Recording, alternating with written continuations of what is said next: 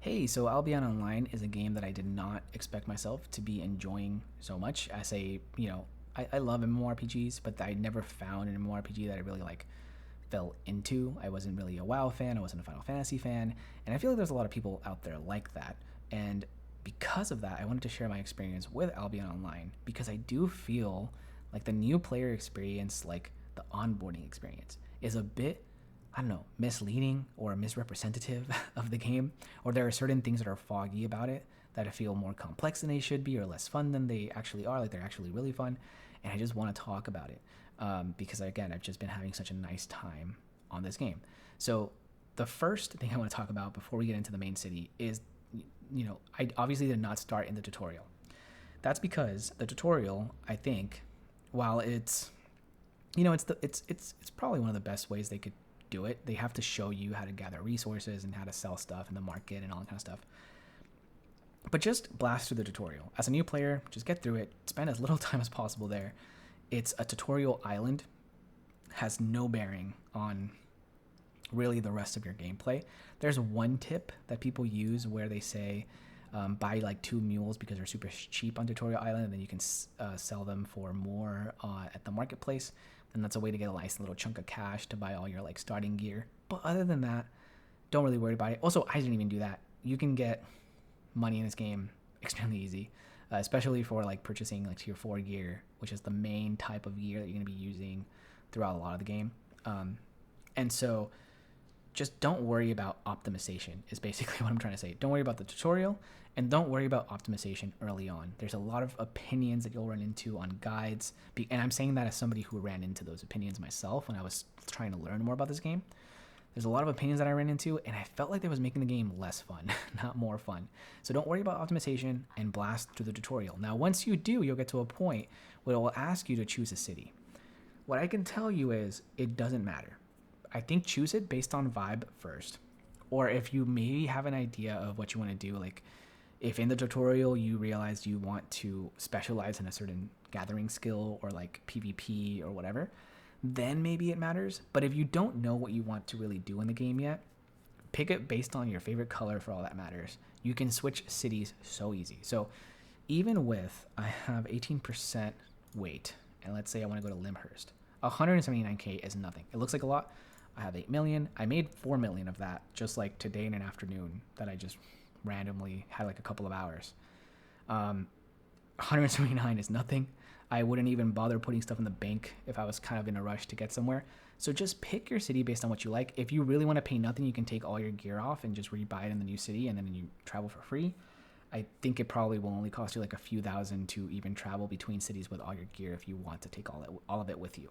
Just don't trip. It makes it seem more important than it is. Once you figure out what you want to do, you can pick these based on that. So Bridge Watch is good for skinning, for hide. Carleon has a lot of red PvP zones around it. Fort Sterling is good for like stone and mining. I think Limhurst and Martluck are like wood places. I forget what that Dirt Fort is. I guess it would have to be like something has to be good for fiber. Fiber's kind of just like everywhere. But basically, I'm saying some things that maybe make no sense to people. But all that I'm trying to say is that it really doesn't matter what you choose to start out, but it makes it seem like it should. Just pick whatever you want. Later, you can change based on what you want to do. Now, the most important part is once you get to that area, is to just start adventuring, start playing the game, start trying out different things. And as you do that, you'll end up figuring out, okay, maybe I like skinning animals or whatever. That's what I ended up liking. And so that's what I specialized into. I'm almost there for like Elder Skinner. And so that's why I went to Bridge Watch, because Bridge Watch has a lot of hide. And yeah, almost there. I also leveled up, Harvester along the way and stuff like that. And then that gave me the direction to get, the skinning gear, and to use a specific weapon that I felt was good for, taking out groups, things like that. And to, buy certain food. Like, so everything kind of starts falling into place, I guess. That's why I was saying, like, don't worry too much about guides or like optimizing. Just kind of go out there, experience the world, and you'll start falling into kind of what you like. Another cool thing is, and this is I guess for super new players, you'll notice in the tutorial, but you can choose and just kind of swap your abilities here. And then this E ability on all weapons. So within a branch of weapons, it'll change, but all the other ones stay the same. So let me explain what I mean by that. Here are all the pyromancer like fire staffs. You can see the first 2 rows stay completely the same. The only skill that's changing is that third row with the E ability, and that's kind of what changes the flavor to each of the weapons. They kind of do different things. The gear is kind of similar. The third slot ability for the gear changes, and that's one ability that you can choose. And so depending on what you want, there's a lot of really cool combinations that you could run, which is one of the really fun parts about this game, that you can combine. You don't have to wear mage gear or cloth or whatever if you're a mage. Like, I can wear whatever I want, and there's no real classes in a way, even though it makes it sound like there is. You can wear whatever you want. I sometimes wear this helmet if I know I'm going into like a red zone or like a black zone, because it kind of helps me PvP a little bit. I'm trying to, maybe I run into somebody that doesn't know what they're doing, so I kind of win a fight here and there. And then, sometimes I wear like the, what is it? Like the soldier, was it this one? A depths boost, or was it knights? It was like the knights one, I think, for this little ability.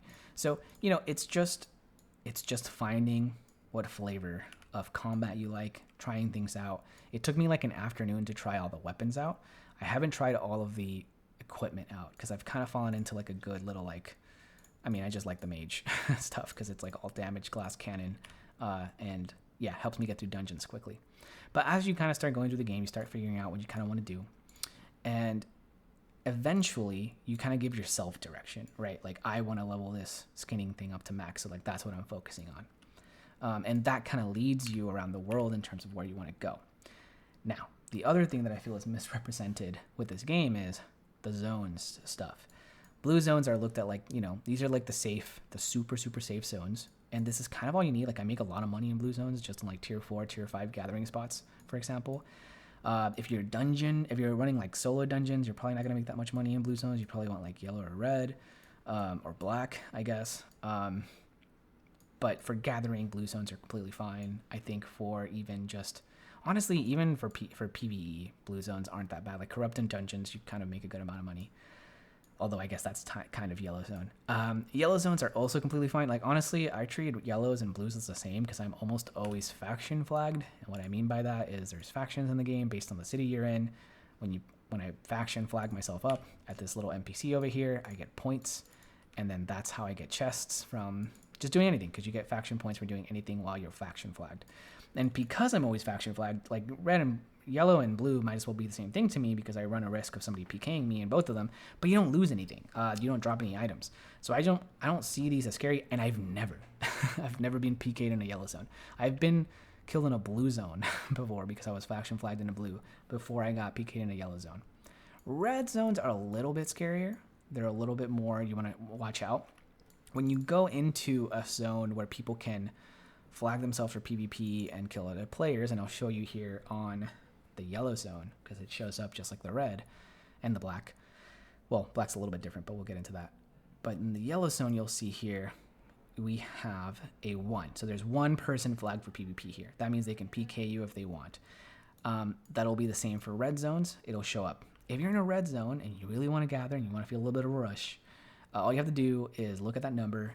It's usually 0. There's actually not that many players in red zones a lot of the time, which is kind of like I don't know if it's like a secret for some gatherers or something, but there's actually not that many players in red zones.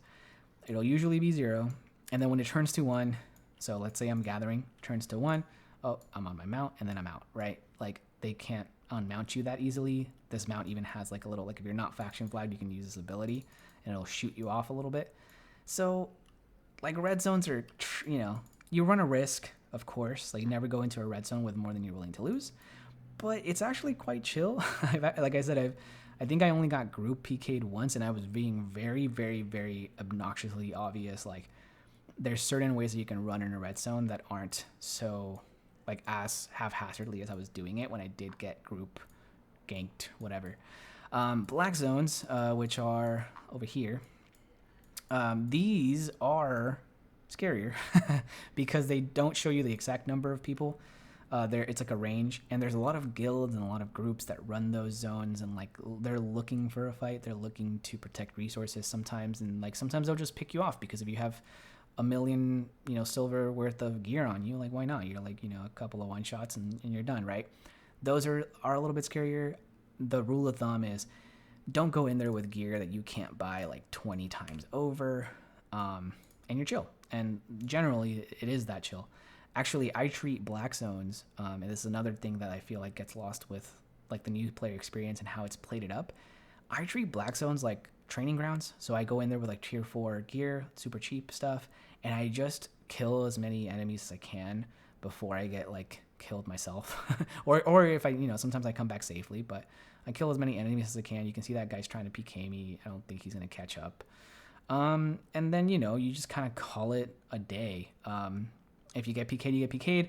I'm just there for the fame and the experience, right? So it's like a really fast way to level up. Black zones give a ton of fame, ton of experience, ton of silver. And it's not really a risk if you don't care about, losing a few $1,000s worth of gear, which again, in like 10 to 15 minutes as a gatherer, especially if you level your stuff up, you can make 250K easy. I think if you get lucky, sometimes you make that back in like a minute just because, certain rare drops happen from certain gathering nodes. And so, it's really, I think the entire view of the game being, this kind of like super hardcore, like, oh, you lose all your stuff when you die. Yes, but everything is also made to be consumable. So let me show you what I mean by that. All of the gear, like everything I'm wearing right now, I'm treating it like if it was a potion, and it's just a thing that I consume, because one day I'll lose it. Like one day I'll go into a red zone or a black zone, I'll mess around and find out, and I'll lose my stuff inevitably, and it won't matter because I would have probably made like 1,000 times over the profit to rebuy it. I've already lost all of my most expensive gear once. It already happened once. It's not really a big deal. The game loop in Albion solves for this. You go out, you gather, you do whatever, you do solo dungeons, maybe you do actually jump into PvP and set up a PvP set. You get your money, you sell it on the market, or you sell the stuff that you get from those activities on the market here. Let me repair my stuff, might as well. And as you sell it on the market, so I'll just sell that, and then you rebuy your stuff. And you can see it's not, like tier 4 gear is not expensive. I think I usually check like enchantment 2, not that expensive. Again, 22K, drop in the bucket. And then you're kind of set to go off in the, go the distance again. Like tier 3, what is that? 104. I would buy that just to have it. I mean, I have this here, right? Generally, overall, I think the fear or like the, I don't know, hardcoreness of this game is like oversold for how easy it is to just replace your gear or whatever. And so I just did want to point that out. I think other than that, so I went through the Destiny board. I went through the kind of like the onboarding experience, how it's kind of like misleading. It's really just a make your own adventure type game. Very satisfying game loops in terms of like gathering, selling your stuff, buying better stuff, upgrading all of your skills. I don't want to go into every little tidbit, like islands. Premium is kind of a goal that some people set for themselves. You are able to buy premium with silver. You can see what the conversion rate is here. So to buy 1 month of premium, you need 34 million silver. Like I said, I made 4 million this afternoon. If I really wanted to lock in and just buy myself another month of silver, I could probably just, do 4 hours of gathering for like a week and a half, and I would probably have more than enough for like a month of premium, right? And I wouldn't, in that time, I wouldn't even be buying new gear if I just locked in and did blue zones. So some people have the idea that the game might be pay to win because premium does give you a lot of a lot of benefits for sure, but you get 3 days of premium for free to try it out, and then you can just start working on getting this 34 million and getting a month. Once you get a month, you're probably going to be making that 34 million like a week and then kind of starts paying for itself.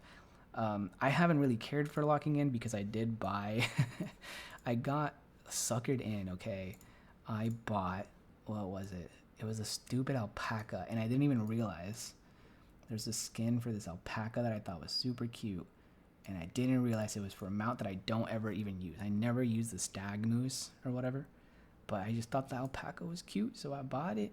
and it gave me like a lot of days of premium.